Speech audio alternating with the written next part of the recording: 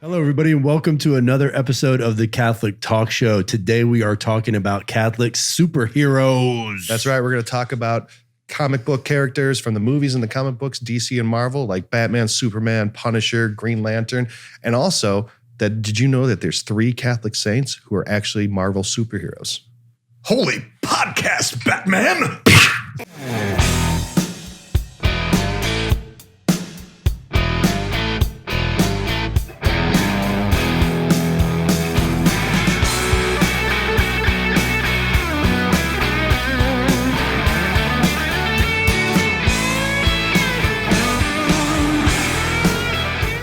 All right. So, after that big blow by Father Richard, that was awesome. Yeah.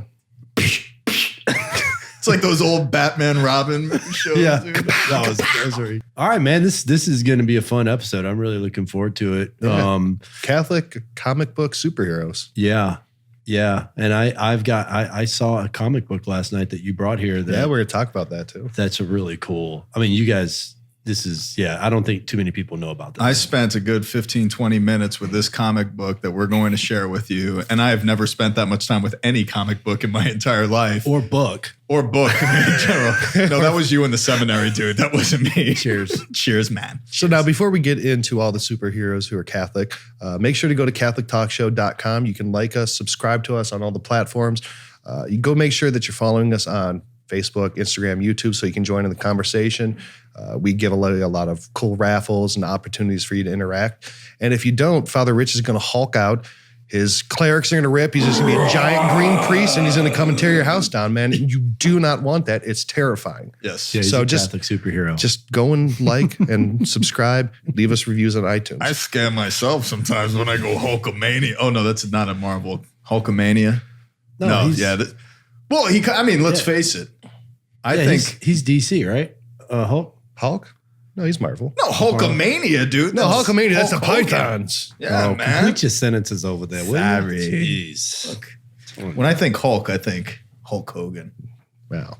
That's just me. So there's been a lot of comic book characters. Comic books, I think, or superheroes have never been more popular than they are right now. There's been billions of dollars of movies and tickets sold in the last 10, 15 years of superhero movies. And they really speak to, I think in our culture, the desire to see something extraordinary and people who are good and overcoming challenges. There's a fundamental thing in human beings that need the story of heroes.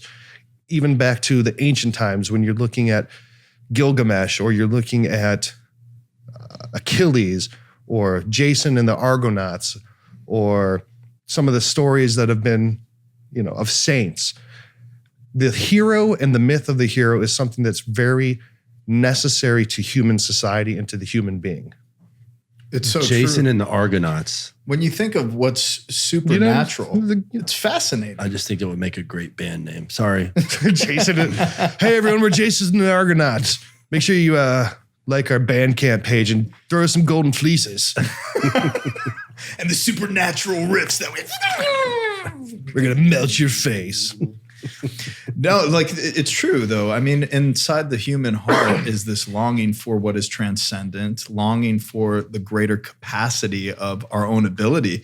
And when we think of the person of Jesus Christ, he is the Son of God and supernaturally was in the midst of the world, and his effect is still evident today, and his effect is still at work today. So clearly within our own, nature, we're longing for that reality of what is supernatural. And I think that's what really captivates people's minds when it comes to Marvel comics or comic books in general. And then what is secure investments in the media world and the movie industry. Mm-hmm. It's the greatest, most secure investment in producers, concept of what they should invest in. Superheroes are almost like fairy tales on steroids. It's really a bombastic version of it. But Chesterton had a really great quote, I think, that on fairy tales that really applies to superheroes as well. And he said, fairy tales do not tell children that dragons exist. Children already know that dragons exist. Fairy tales tell children that dragons can be killed. And I think that's a really cool quote, that it's children, their imagination, or even people in general, they know that there's big things out there. There's overwhelming things. But these stories, they give you people something to look up to, and the idea that things can be conquered and overcome. And it's a greater scale, but I think it reflects in people's life the small challenges and triumphs they have every day. So let's talk about a couple Catholic superheroes. Now, I think the one that is the most evident and probably the most Catholic of all superheroes is Daredevil. Yep. Yep. I just started watching that on Netflix. Oh, it's so good. I think it starts out with him in a confessional. It does. Something. Oh, really? I've got to watch that. I haven't seen that yet. Now, Daredevil is just super Catholic, It's right? it's a weird confession, though. I don't want to spoil anything, but Yeah, there's spoilers here. So Daredevil, Matt Murdock is his real name. He was an orphan. His father was a boxer, and he was orphaned, and he was blinded, right? He lives in Hell's Kitchen in New York, and he was sent to live in a Catholic orphanage. And he grew up there and became very devout, very Catholic from, having been raised by the nuns there. His family was Irish Catholic in the stories and everything.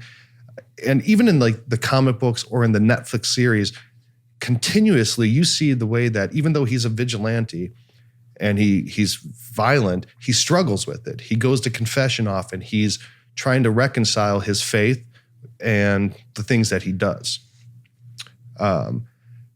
There's one, I just finished watching the 3rd season of Daredevil on Netflix, and his sidekick, the comic relief guy, they're like, well, why doesn't he just kill Kingpin or whatever? And he says, well, it's a Catholic thing. You can't kill someone because you remove their opportunity for repentance. I don't know. He's Catholic, right? But it was actually pretty dead on, right?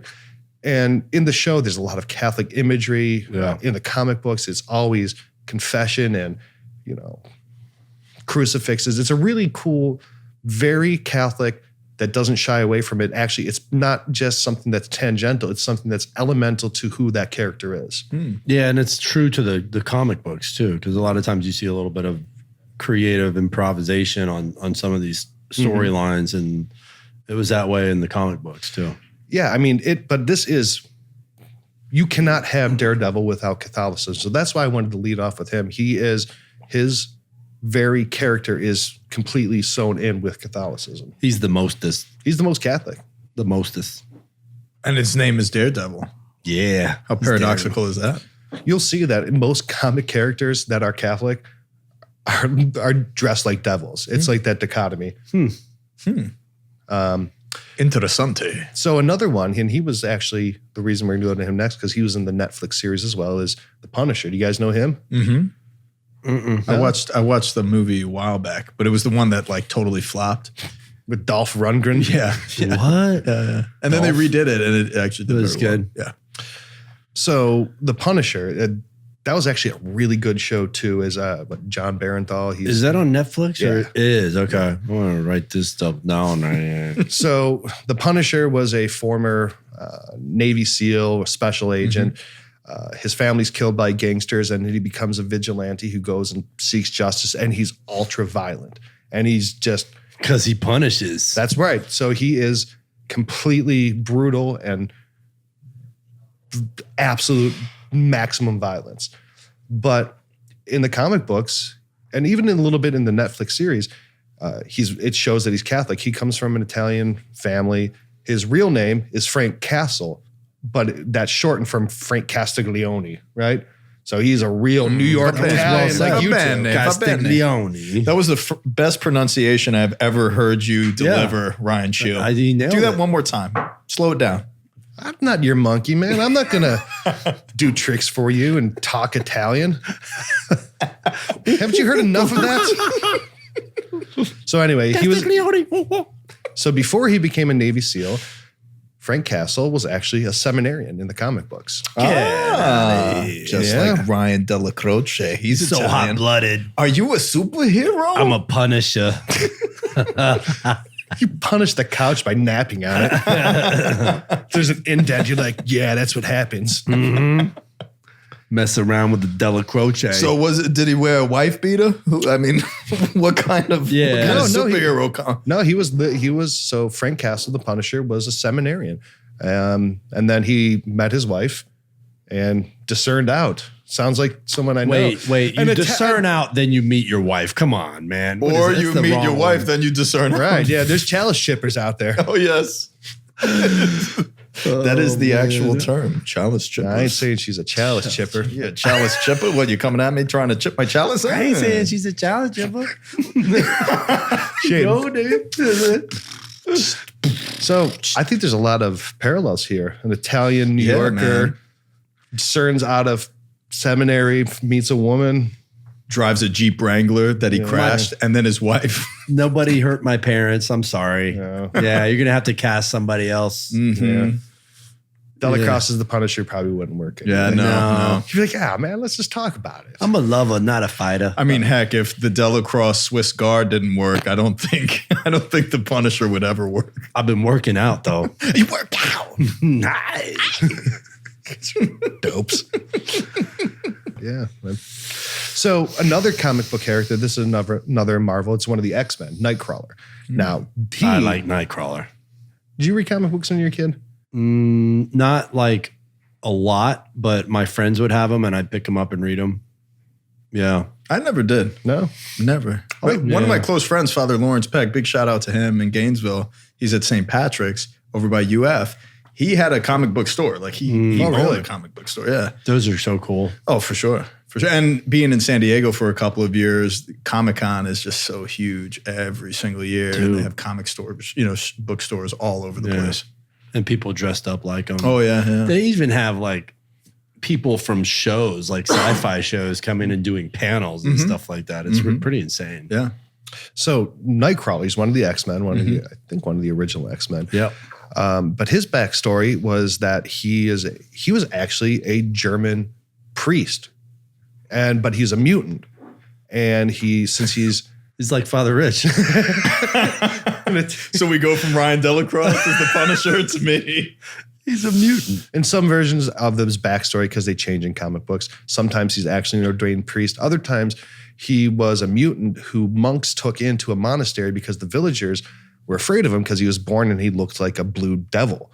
So they thought he was evil, but he was actually a incredibly devout man, and he lives secretly with these monks in a German monastery. Oh, wow. Yeah. I had this really cool experience. This is totally random, but this is normal for the show. So I went to Norcia for the very first time because there was a Benedictine sister that said, right after I got affiliated with the Diocese of St. Augustine and I started my process toward priesthood, she said, Richard, on your trip to Italy, you need to make sure that you go visit Norcia because that is where the birthplace of St. Benedict and St. Scholastica is. So I said, oh, great. Yeah, for sure. And St. Rita, I was affiliated on her day, and she lives right next door, like the next village in Cascia.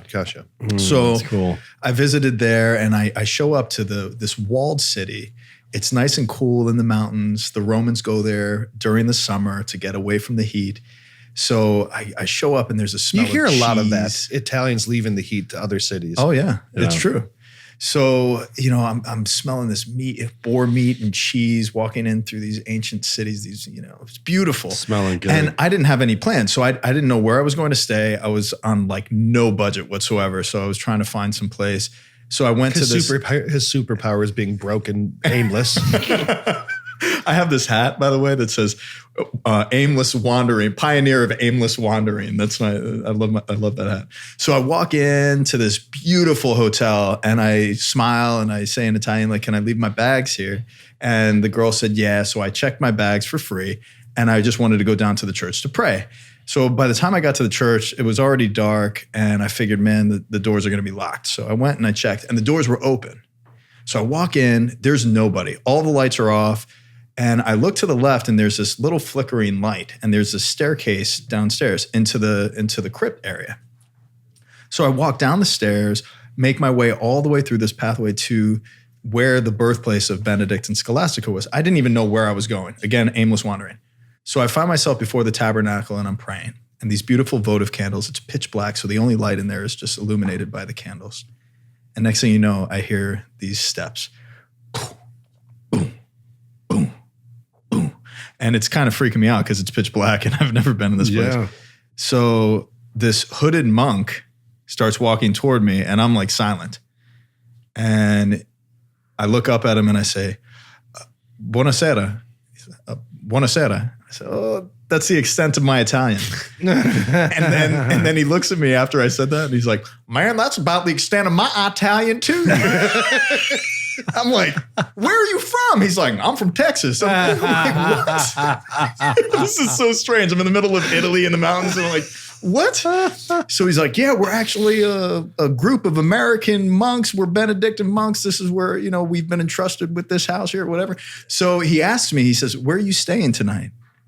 And I'm like, I don't have anywhere to stay. He says, today you're staying with us. So I found refuge with the monks, this mutant, aimless, wandering Nightcrawler, and he accepts me in, and I got to spend time with them and pray with them and do chant in the morning at like 4:00 in the morning, eat lunch in silence and listen to one of the brothers read. Benedictine rule. Oh, dude, it was just so awesome. Awesome experience. Yeah, we had that experience recently. Went to Benedictine College, and they were running a college too, and it's like the prayer was beautiful. Yeah, like just the chanting and the pausing, and they really soak it in. And then dinner, silent. There's somebody reading a book to them. Comic books.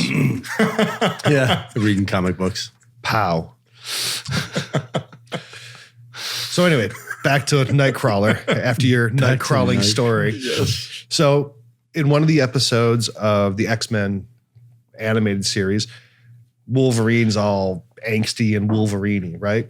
And he's like, I don't believe in God. You're stupid, right? I hate when Wolverine gets all Wolverine-y. Sting, sting. No. Temperamental. Shut up. But throughout the course of the episode, he gets to know Nightcrawler, and the episode ends with Wolverine going into a French cathedral with a Bible and silently praying. Wolverine. Yeah, it's you sissy. I thought you were a Wolverine. Look, even Wolverine needs God, dude. Shing. So, and then one of the quotes from Nightcrawler in the episode was, "No, my friend, God does not give up on his children, human or mutant," which is good news for you. Praise the Lord. He is here He is there for us in our times of joy and to help us when we are in pain if we let him. Our ability to understand God's purposes is limited, but take comfort in the fact that his love is limitless. This isn't an X-Men cartoon. Yeah. It's pretty crazy. Yeah, that was like the 80s though, right? No, it was in the 90s. Okay. I mean, we have went downhill from there. Yeah. Wow. Now, we've went downhill so far that we've gotten to Deadpool. Yeah.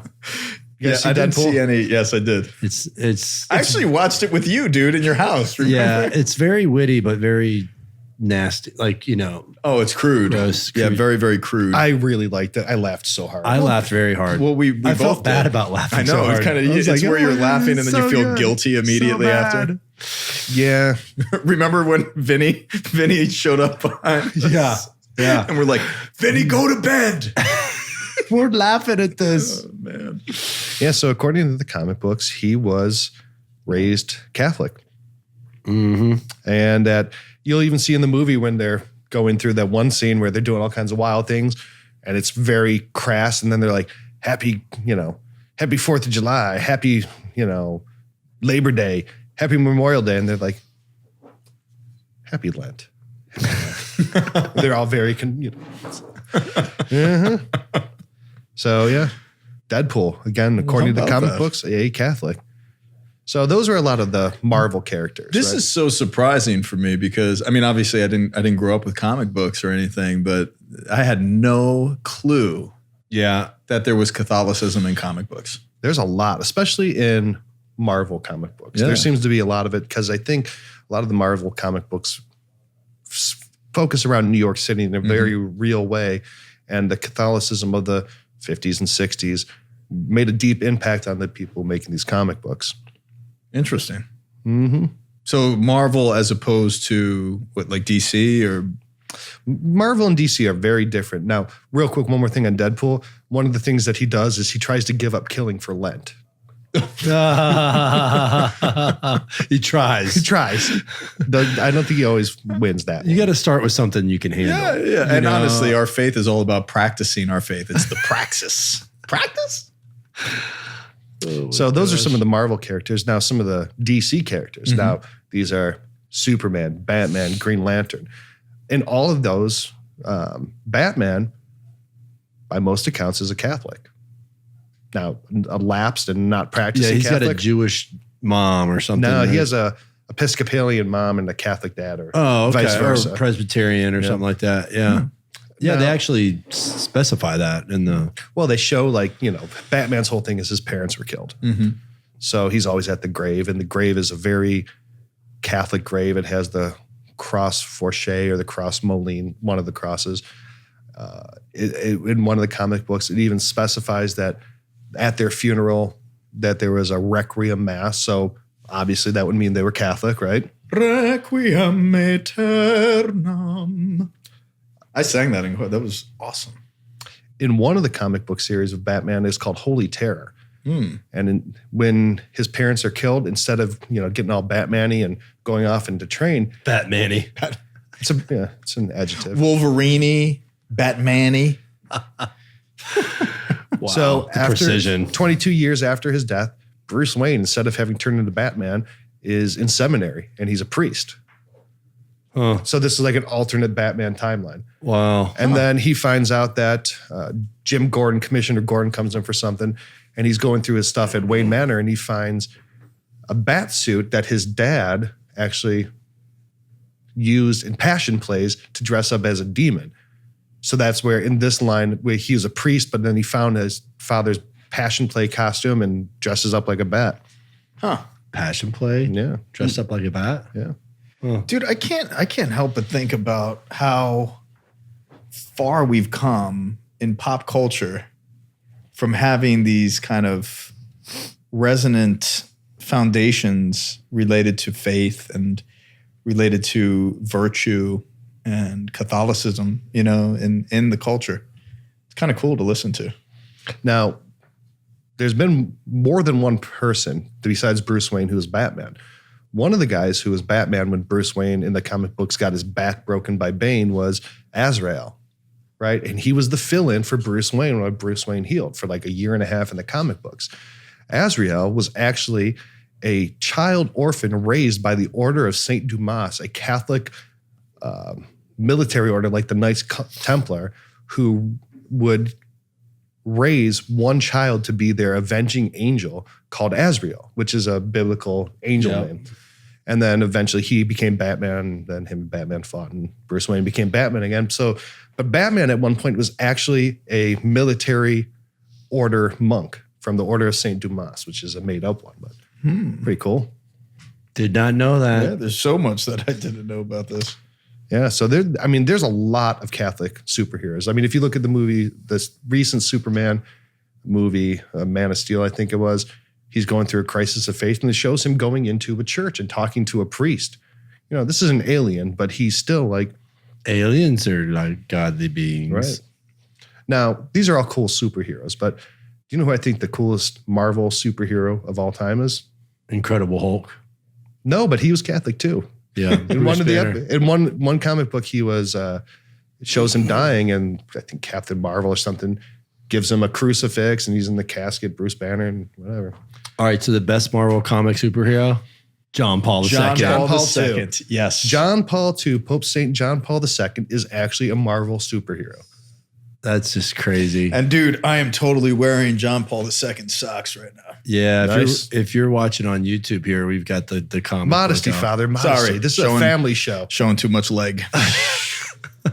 So in 1982, Marvel Comics produced a comic book on the life of Pope St. John Paul II. Wow. Covered his time from his childhood up to his assassination attempt. That was the year of my birth. Your birth? Your birthday? My birthday. Yeah, it's actually, and it's really pretty detailed. I mean, it shows him fighting Nazis. Yep. And it's very accurate to his life. It shows his mother dying. It's written in a very Marvel comic way, too. Oh, yeah. But also a very inspirational way. I Yeah. was looking through this last night and I was very, very moved, thumbing through the pages and just really looking at these different lineups of the way that they depicted his life. Pretty impressive stuff. Yep. Yeah. Here's a young Carol. Mm-hmm. I want to become a priest. It's Pow. punch Satan in his eye. Oh gosh. So yeah, it's pretty cool. And they have other ones of Saint Francis and Mother Teresa. Too. Marvel made a comic, Saint Francis, Brother of the Universe, and it's the life of Saint Francis. And then they made one on Mother Teresa as well, and it was her whole life. So, technically, John Paul, Mother Teresa, and Saint Francis, all Marvel superheroes. Maybe they'll show up in the next movie. So cool. In the Avengers. We need to produce it. Let's do it, guys. So one thing I'm going to do is, for the people listening to this episode, I'm going to give this away. So if you share this episode with hashtag Catholic Talk Show, either on Twitter, Instagram, or Facebook, we're going to randomly choose someone and we're going to send you an original copy of the Marvel Pope John Paul II comic book. Can I participate in that? Because this I want to contest is not eligible to members or family members of the Catholic Talk Show. Oh, man. Yeah, sorry. But if you're feeling very, very loving and you win and you want to bring it to me, I'll give you my address. Send me a DM. It's going to come in a nice plastic bag, just a protective bag. Ziploc bag. Ziploc bag. A very nice Ziploc bag. Man, that is so awesome. I really, my mind was blown last night when we were, when I found out that there was a Marvel comic book of John Paul II. Me too. Shocking. This is definitely a podcast that I'm like in the dark on. Yeah. Were the writers of Marvel at that time? Were they all Catholic? I was just looking this up. The founder it dates back to the 30s. Stan Lee.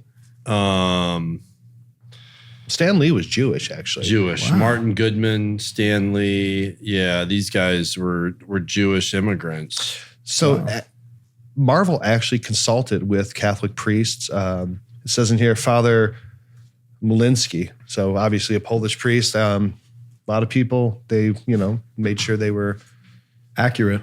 Yeah. So cool. Yeah.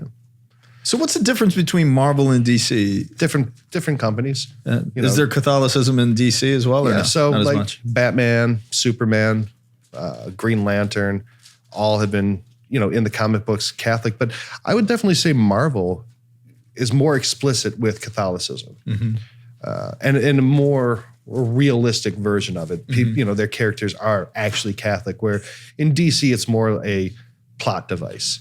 Right. It's woven into the fabric for like moral fiber, because I mean they're heroes, right. So they're just adding another layer.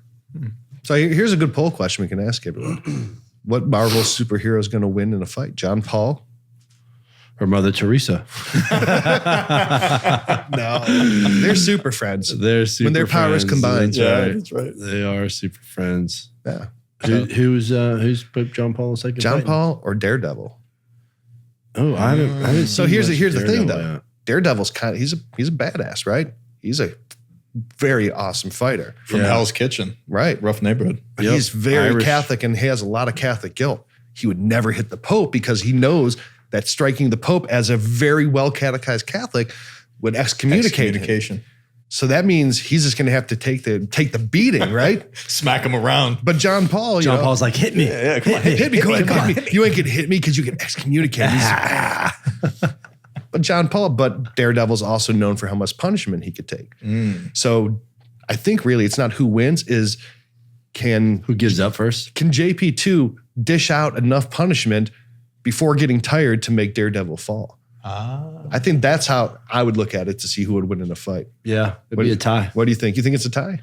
Well, unless you're keeping points, then John Paul's got the upper hand. He's going to win on he's going to be points by judge's decision. Yeah, it's so stupid. It's true. You asked the question, I'm going to answer it, man. Fine.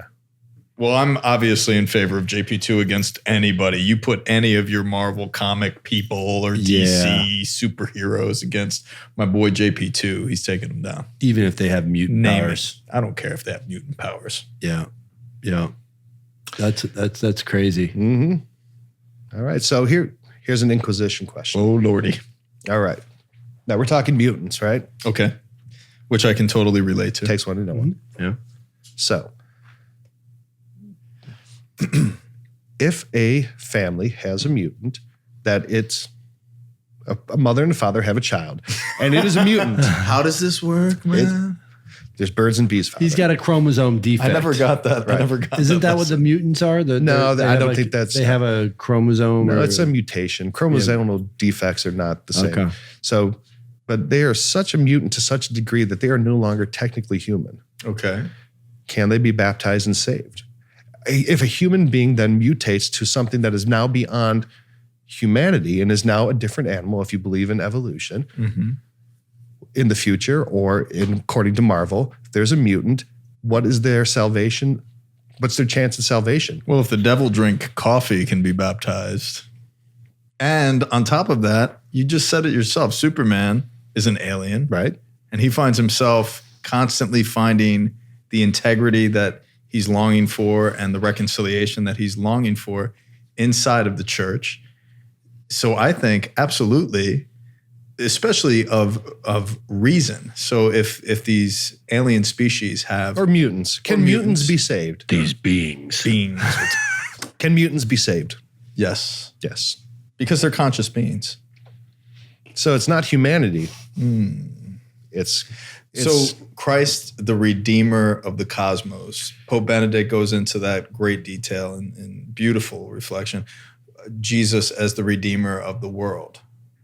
So Jesus, by his act, it's redemptive in its nature, and it begins that procession back to the Father. So all is redeemed. And in that respect, the conscientious, one who is conscious and is exposed to the morality that is rooted in freedom for the human person that we know of now. Is he giving me a yes? Excellent. He agrees. Pope Benedict is agreeing with me right now, shaking his bobblehead in affirmation. No, I do. I would say absolutely that it would be extended to a species that would come to encounter Christ, just like we encountered Christ. And in that same manner, come to a conversion of heart. All right, now before we get out of here, I want to remind everyone, go to CatholicTalkShow.com. By the way, sorry. Yes. Good answer. I think that's flying colors. Is that okay? That's We're flying giving you colors. credit for that. Yeah. Praise the Lord, baby. Beans. You get a can of beans for your good answer. Yay, bush beans. Bush beans. So when you're baby back beans. So when you're cruising, night crawling around Italy, you're not going to starve to death if you don't find any Texan monks. A Texan monk in Italy. So anyway, go to CatholicTalkShow.com, like, subscribe, follow us on all the platforms. Make sure you're leaving us reviews on iTunes. It really helps. And then share this episode out with the hashtag Catholic Talk Show. And we're going to pick a winner and give them a copy of Marvel Comics, The Life of John Paul II, #1. Yeah. May God continue to bless you. And remember that you're called to be a superhero of faith. Dun, dun, dun, dun, dun, kapow!